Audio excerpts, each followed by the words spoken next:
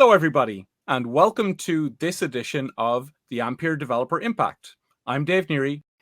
And I'm Aaron Williams.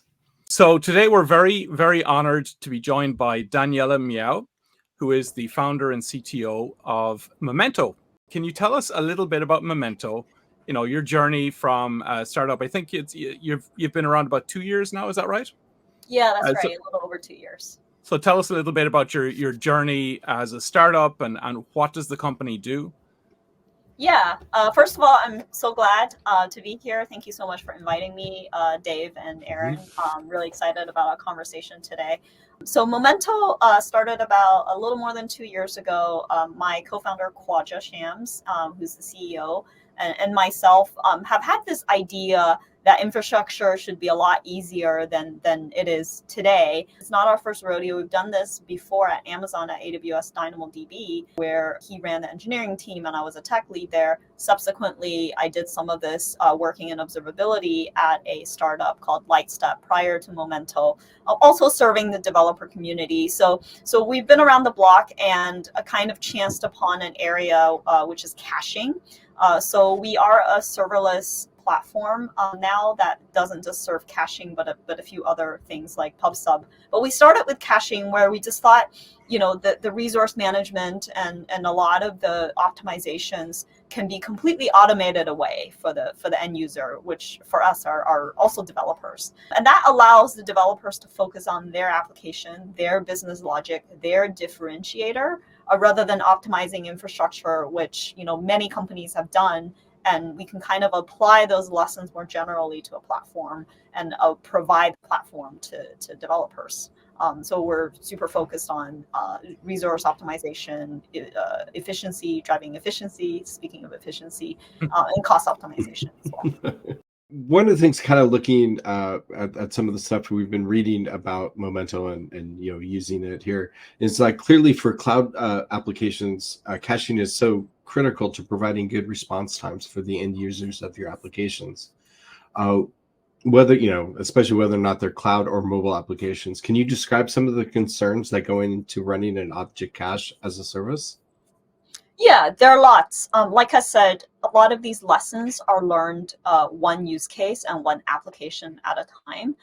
For some of the larger customers that we have, like Paramount, CBS, the teams are pretty autonomous. So really, it's the hard lessons are learned one team at a time. So not having a centralized platform that provides these optimizations as a general foundation really, I think, causes a lot of churn and wasteful resources. So for instance, something like hotkeys or hot partitions. You know, there's always a particular popular video on, you know, CBS or for a platform like Twitter, a particular popular tweet that causes hotkey issues. And, you know, there's specific mitigations that you take. And either you're spending a lot of effort doing that, again, one workload at a time, rather than having a platform that automates that away from you. Or you're learning it, unfortunately, one outage at a time where, you know, something goes down and then you discover it was because of a hotkey. There's lots of other issues like what happens during deployments.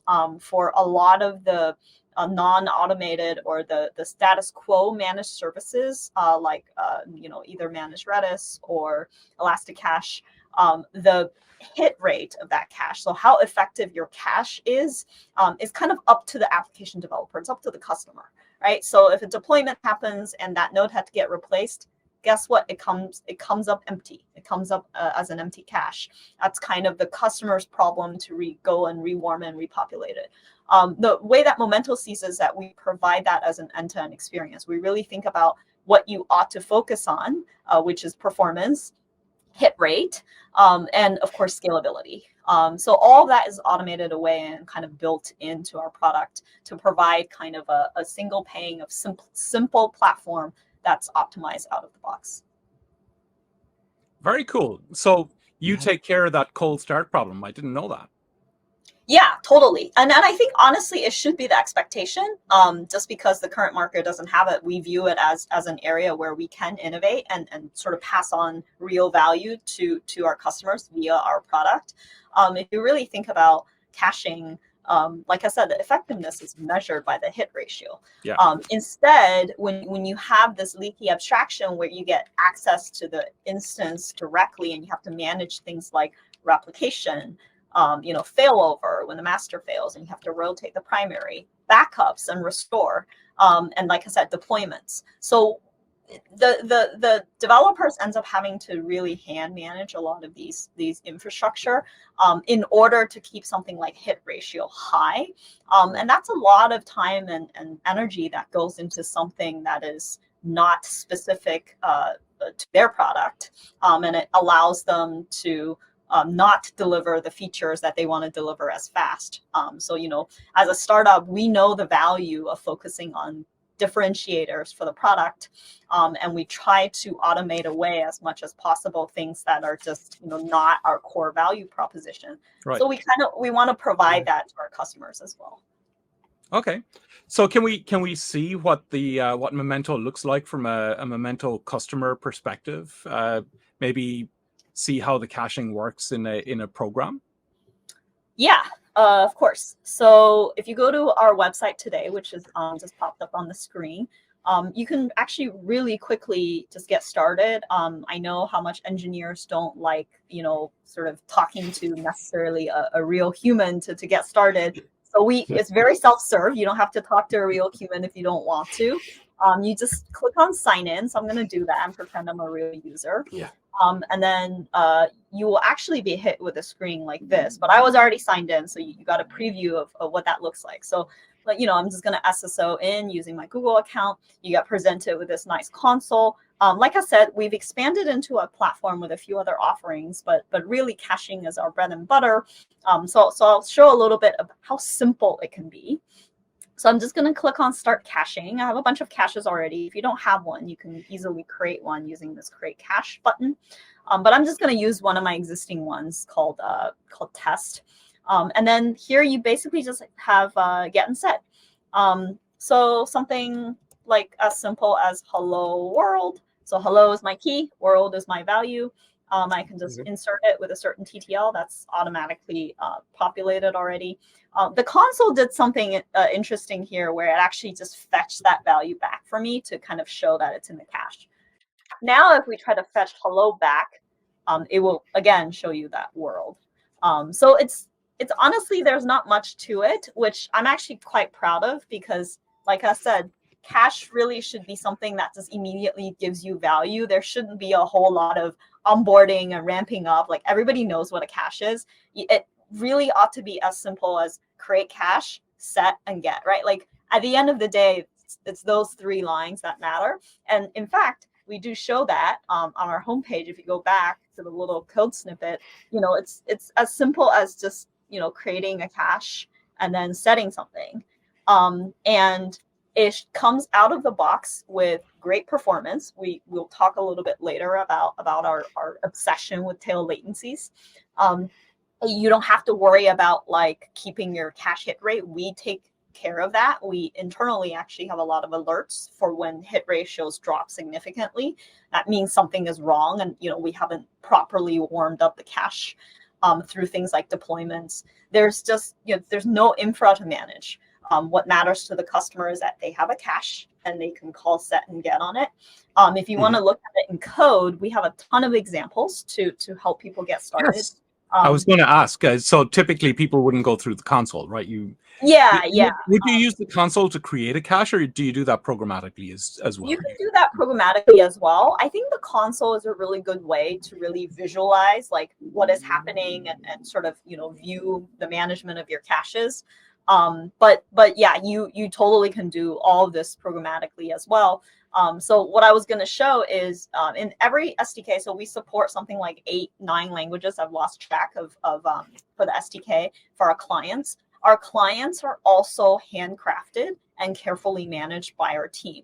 One of the I think benefits, but also a drawback of the open source ecosystem for something like Redis is that the clients are completely community managed. Right. So for some of them, they're less supported than others, and issues are kind of all up to the developer. And in fact, in our experiences, a lot of issues do happen client side. So the service might be behaving perfectly fine, but the issues really are embedded in the client itself for things like retries and back off, exponential back offs, connection pool management. That is all managed by Momento and owned by Momento. But the code is completely open source. Our clients, we believe that code that you run inside your application ought to be visible to the end developer. But anyway, all that said, I've basically pulled up one of our example directories for JavaScript, but we have the same for things like Java, Python, Golang. We're a big fan of Rust as well, so that's all supported. And then for cache specifically, there's a plethora of examples that range from basic to batch to advanced. But if you really just look at the basic thing I did in the console, we actually provide some production grade code with all the error handlings and all the, exception catching and everything. But you can really see how simple it is. The core of the code is really Momento create cache. And then Momento set with something like a key and a value, and then a get to get it back, right? And then, like I said, if you want to progress into more advanced examples, we have that as well available. And that's all using async calls on Node.js? That's correct. Yeah, which is the recommended. It's best practice now to never block on any of that, and then just handle the success once it comes up. That is awesome. Excellent. And so just a quick question on this, because it and also reading some of your other documentation, with this type of cache and that you've set it for me and that you guys control it, means that I'm not out kind of over provisioning my servers, right? As a developer, I don't want to keep going back in there. I'm going to over provision it until it's needed because I don't want to fail an SLA, right? Yeah. So you guys handle that? That's all part of the automation of infrastructure. For an application developer, like I said, a cache should just be there and be available and serve really great performance. That's really the extent of the objective. So we automate all of that away. So with the code that I'm showing on the screen, a more production-like use case is either this line of set, or this line of get gets called like a million times a second, let's say, right, at scale. None of that infrastructure management or capacity management is required on the customer's part, right? It should perform very similarly, if not the same, whether you're calling that line, once a second versus a million times a second. Behind the scenes, we have a lot of the automation that scales up, our own capacity to make sure that it can handle that amount of traffic. But that is completely abstracted away, and the end customer does not have to worry about that. Provisioning, I think, it really should be a word that it doesn't exist in Momento's dictionary.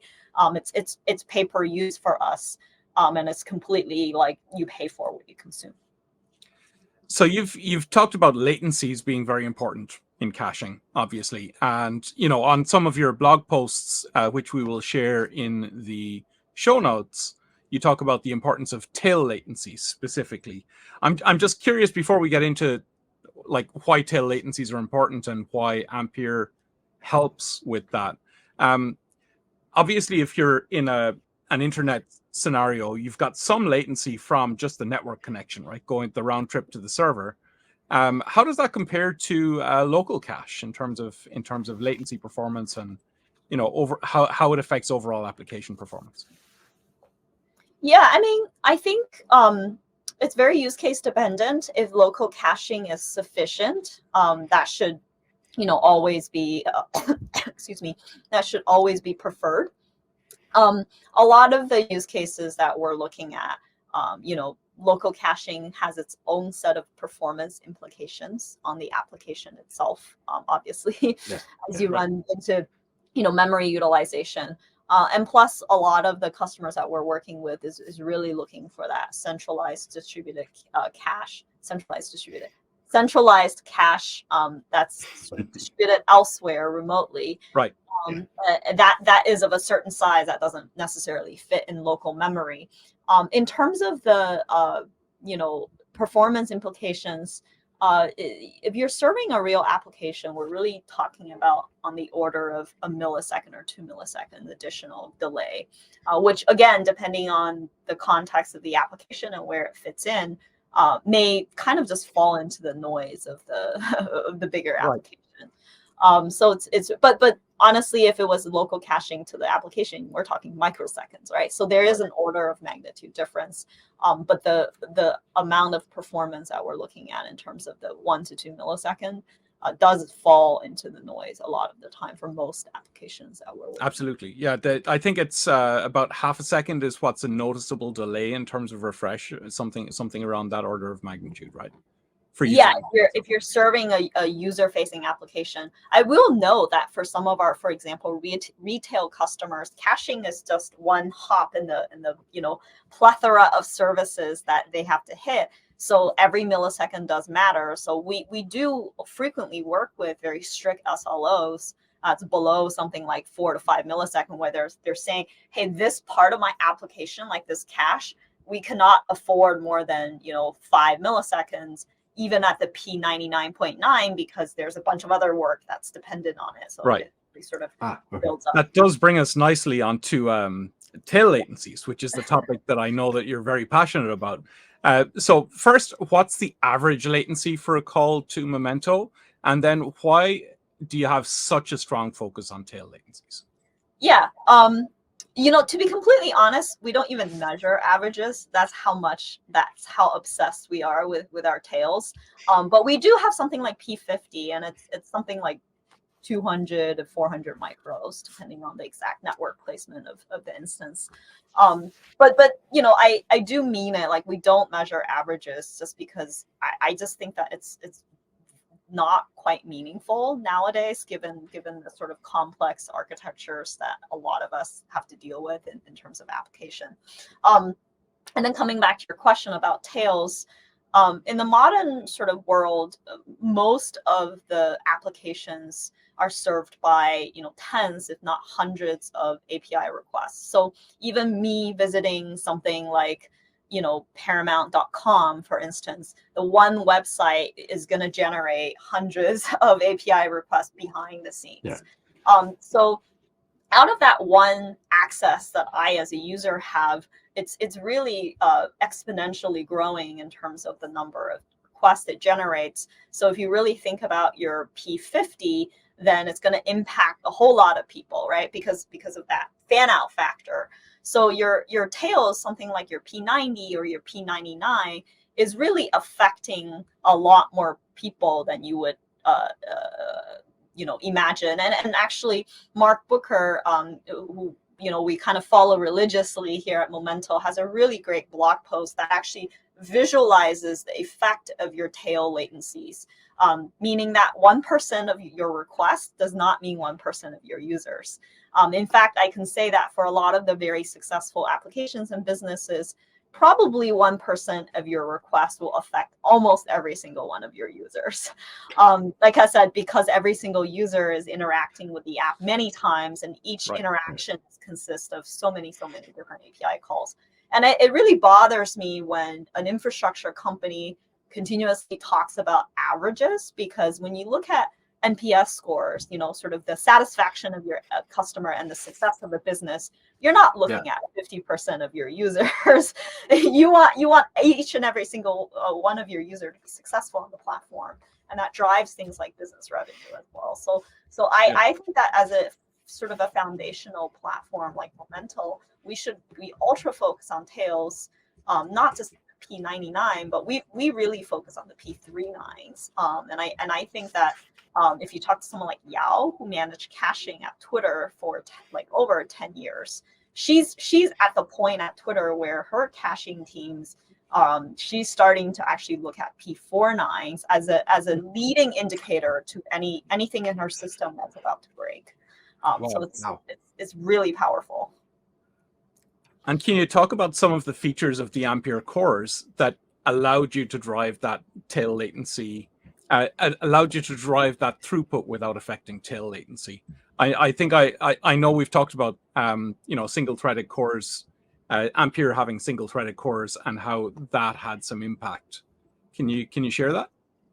Yeah, like I said, I think a lot of it was the tunability and the configurability of it. And the first thing that we had expected was moving some of our code over, our binary over from x86 to ARM. We thought that that in of itself was going to be a meaningful task. But the portability was actually really amazing. Like we didn't have to do much, and it kind of just worked. Which again, I think a lot of people would be interested in knowing, because I think the jump to ARM is sometimes seen as a really big chasm that it really isn't, especially with some of the innovations happening in ARM being, again, like I said, lower cost and more efficient. And the other thing that I think the portability helps is like the lack of a lock-in, right? It's not a one-way door. You can switch in, and then if there's more innovations than x86, they can always switch back. You can run it in a mixed mode. If you want your application, if you want to ensure that it is portable and flexible, you can sort of run some of it in ARM, some of it in x86, giving you actually really good benchmarking data on how the two compares.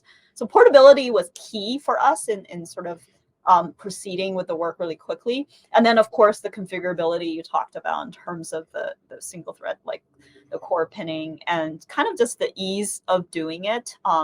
And having that level of control and having that level of knobs and being able to pin specific threads that we intimately understood as a part of our caching engine, right? With specific cores that we knew we could get utilization of above 95%, just doing, just serving sort of very explicit work to minimize context switching. So that's just so that I understand correctly. Obviously, Momento, you're sharing the blog post here, is built on Apache Pelikan. That's a Java application, right? It's a Rust application. Rust. Okay. A lot of our internal engines are built on Rust. Oh, wow. Yeah. Okay. I wasn't aware that Apache had a lot of Rust projects. That's cool. Yeah, I think the initial version, like Memcache, is written in C, and sort of the modern, sort of the improved version of it, a lot of it is written in Rust. Yeah. Okay. And you talked about driving up to 95% utilization. So this is before adding new cores or adding new VMs to your infrastructure.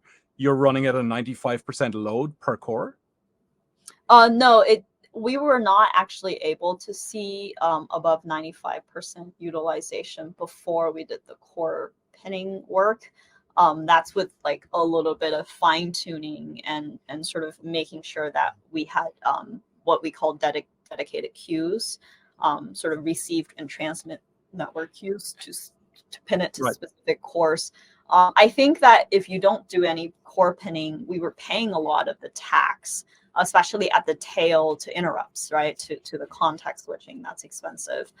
Our processes do a lot, right? There's the network calls, and then there's the actual processing after, the packets are read off the network, to things like parsing, serialization, and then, so because we could control exactly which threads do what work, and that thread can be pinned to a core to, just process, receive, and transmit queues, right? So that, again, where it's like you're doing nothing else but this task, and that we know that we can keep the threads at 95% utilization after testing it, and that it's sufficient to kind of drive it to maximize the machine. So in the end, we basically had like 4 transmit and receive queues pinned to their own cores, and then we had additional like caching Pelikan threads pinned to the rest of the cores doing the processing work. So it was really nice and satisfying to be able to kind of saturate the machine. Yeah, that answer around pinning, that actually kind of answered some of the last ones I had, because it really sounds like the throughput of having single threaded cores really kind of helps out. Nothing is blocking with if you have a virtual CPUs, there can be blocking and just not getting that throughput that you need, and you guys have optimized this so much. And really the next thing is, as a developer, it's really nice because I don't have to worry about this. I just use it as a cache, right? And so I move on to whatever my other business logic, the next task I need to do. Yep. Yeah. And you know, this is just the beginning as well. Of course, you know, there's kind of a trade-off between how well we understand the engine and the workload, and you know, how hot we want to run these machines. But it is pretty cool, you know, some of the graphs that we include in here to really look at how much more throughput we can drive while meeting our SLOs at the tail.